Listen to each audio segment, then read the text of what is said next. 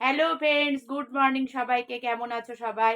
সবার আগে ভিডিওর শুরুতে জানাই তোমাদের প্রত্যেককে বিজয়ার শুভেচ্ছা, ভালোবাসা। বড়দেরকে আমার তরফ থেকে প্রণাম, ছোটদেরকে অনেক অনেক ভালোবাসা। দেখেছো এর মধ্যে কাঠি করছে। আমি ভিডিও করার সময় মেয়েদের বলেছি একদম ডিস্টার্ব করবে না, তা সত্ত্বেও আমার সমস্ত নেগেটিভ পয়েন্টগুলোকে ধরে।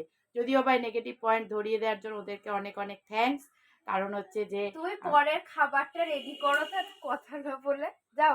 ওই যে আমাকে মানে কথা বলতে বলতে দেখলে তো কথার মাঝখানে এরা কথা বলে আমার মেন কথাটাকে মানে বাদ দিয়ে দেয়। যাই হোক, ওটা কোনো ব্যাপার না। তোমার মুখ দেখা যাচ্ছে, আমার মুখ না। এই যে আমি না ভিডিও ব্যাক ক্যামেরাতে কোনোদিন করিনি। আমাকে দেখো ব্যাক ক্যামেরা ধরিয়ে দিয়েছে, আমি নিজেও বুঝতে পারছি না আমাকে দেখা যাচ্ছে না মেয়েদের দেখা যাচ্ছে। যাই হোক, যাকেই দেখা যাচ্ছে তাকেই তোমরা দেখো। বিষয়টা হচ্ছে যে আমি পুজোর মধ্যে যথেষ্ট মন খারাপ নিয়ে সব কিছুটাই করেছি। সংসার মানে সব কিছুটা করতে হবে, তা করেছি।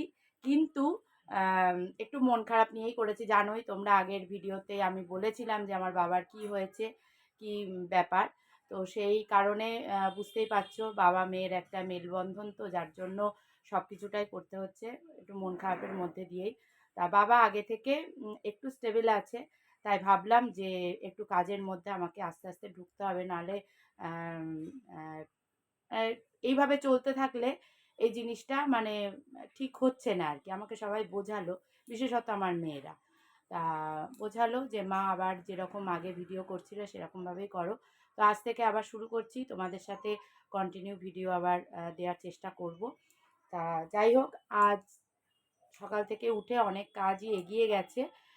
অনেক কাজ বলতে রান্নাবান্না কিছু হয়নি, কিন্তু এদের ফাইফরমাস আমার সকাল থেকে অনেক কিছুই করা হয়ে গেছে।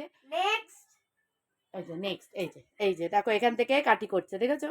এখান থেকে বসে এরকম বসে করলে হবে না, এখান ঘোরাতে হবে। তখন আমাকে দেখাতে গেলে ওরে বাবা, ঘোরা